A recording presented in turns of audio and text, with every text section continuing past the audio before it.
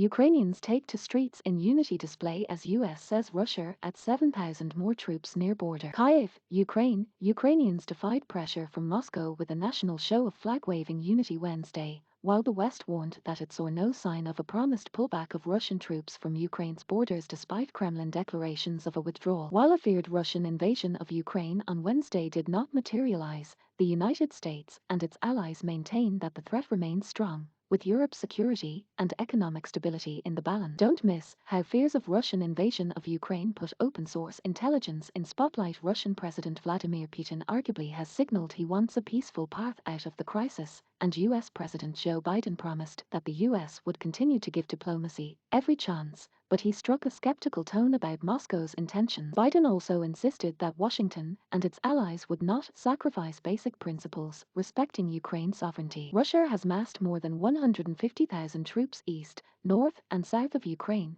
according to Western estimates. Russian President Vladimir Putin has signaled that he wants a peaceful path out of the crisis, and US President Joe Biden promised that the US would continue to give diplomacy every chance, but he struck a skeptical tone about Moscow's intentions. Biden also insisted that Washington and its allies would not sacrifice basic principles respecting Ukraine's sovereignty. Photo, Russian Defense Ministry via AP. Russian Defense Ministry video showed a trainload of armored vehicles moving across a bridge away from Crimea, the Black Sea Peninsula that Russia annexed from Ukraine in 2014. It also announced that more tank units were being loaded on trains to move back to their permanent bases after training exercises. But at the same time, Russia continued war games near Ukraine's borders and across its vast territory. A senior US administration official said the West detected that Russia had increased its force near Ukraine by 7,000 troops, with some arriving as recently as Wednesday, and that there had been a marked increase in false claims by Russians that the Kremlin might use as pretext for an invasion. The official said those claims included reports of unmarked graves of civilians allegedly killed by Ukrainian forces, statements that the US and Ukraine are developing biological or chemical weapons, and claims that the West is funneling in guerrillas to kill Ukrainians. The official was not authorized to speak publicly about sensitive operations and spoke to the Associated Press on condition of anonymity. The official did not provide underlying evidence for the assertion. Context: what a Russian invasion of Ukraine would mean for markets. Plus, take advantage of this pullback, says Morgan Stanley executive who sees buying opportunities amid Russia-Ukraine tension. The US and Europe are maintaining threats of harsh sanctions. Trust between East and West remains elusive. We haven't seen a pullback, US Secretary of State Antony Blinken told ABC News. He can pull the trigger. He can pull it today. He can pull it tomorrow. He can pull it next week. The forces are there if he wants to renew aggression against Ukraine.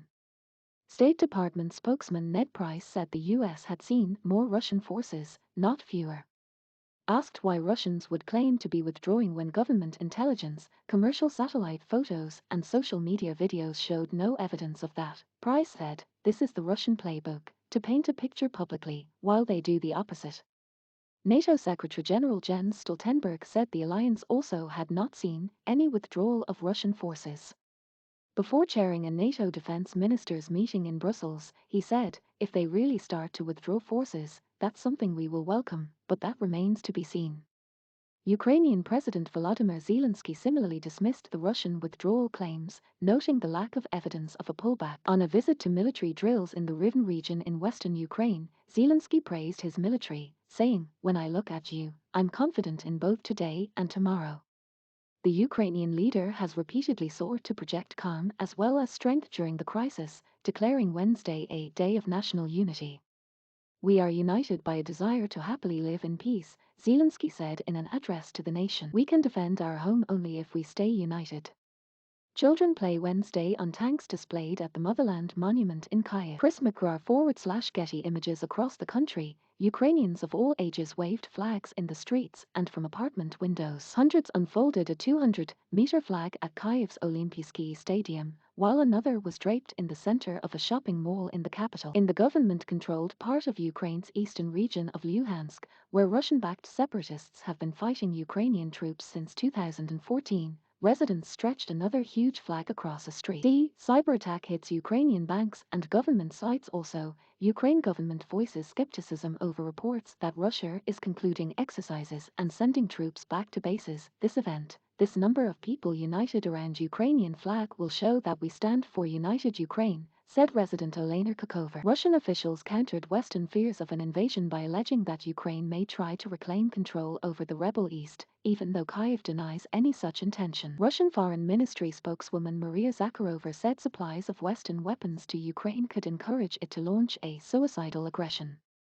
Russia wants the West to keep Ukraine and other former Soviet nations out of NATO, halt weapons deployments near Russian borders, and roll back forces from Eastern Europe. The US and its allies have roundly rejected those demands, but they offered to engage in talks with Russia on ways to bolster security in Europe. Speaking after meeting with German Chancellor Olaf Scholz, Putin said Tuesday that the West agreed to discuss a ban on missile deployment to Europe, restrictions on military drills, and other confidence-building measures, issues that Moscow put on the table years ago. He added that Russia was willing to discuss those issues, but only in conjunction with the main issues that are of primary importance for us.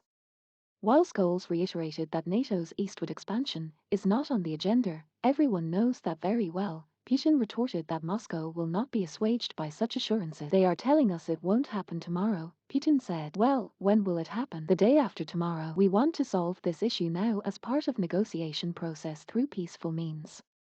An enormous banner in the colors of Ukraine's national flag is unfurled at a football stadium in Kyiv on the Day of Unity, called for by President Volodymyr Zelensky. Sergei Chuzavkov /Agence France Presse /Getty Images. On Wednesday, Russian fighter jets flew training missions over neighboring Belarus, and paratroopers held shooting drills at firing ranges there as part of massive war games that the West feared could be used as cover for an invasion of Ukraine. Belarusian Foreign Minister Vladimir Putin reaffirmed that all Russian troops and weapons will leave the country when the maneuvers end Sunday. Russia has mocked Western warnings about an imminent invasion as a paranoia and madness. Kremlin spokesman Dmitry Peskov pointed sarcastically at warnings of Wednesday's invasion, saying that Russian officials had a good sleep. Asked by German Daily Welt if Russia was going to attack Wednesday, Russia's ambassador to the European Union Vladimir Chitskov quipped, "Wars in Europe rarely start on a Wednesday. There won't be an escalation next week either, on in the week after, or in the coming month," he said. But British Defence Secretary Ben Wallace told Sky News that there has been no evidence of a Russian withdrawal. "In fact, we've seen continued buildup of things like field hospitals and strategic weapons systems," he said. On Tuesday, a series of cyber attacks knocked out the websites of the Ukrainian army, the Defense Ministry, and major banks, and Serhiy Demidyuk, the number 2 official at Ukraine's National Security and Defense Council, blamed Russia. The action continued a hybrid aggression of the Russian Federation, Demidyuk told the Associated Press, adding that his group was working to stem the attacks and track down their source.